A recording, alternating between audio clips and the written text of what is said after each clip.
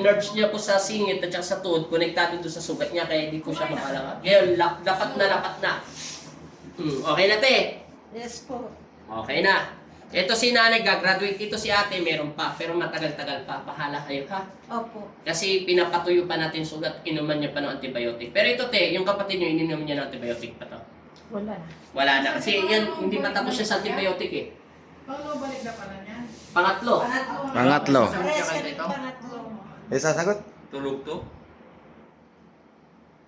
Sige po. Te, okay na yung pakiramdam mo, te. Opo. Malaki po yung nagbago po ngayon. Yung dating maitim, ngayon pumula na. Opo. Dahil patuyo na siya.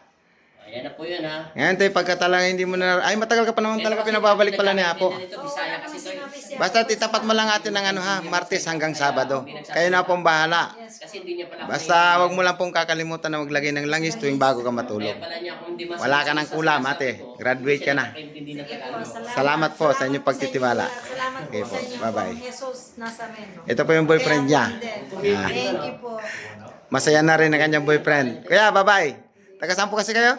Paniki, Tarlac. Paniki, Tarlac. Ingat po kayo pag-uwi. Umiinom pa ng gamot. Opo. Ito kasi, hindi na umiinom ng gamot. Kaya kasi, malinis na yan.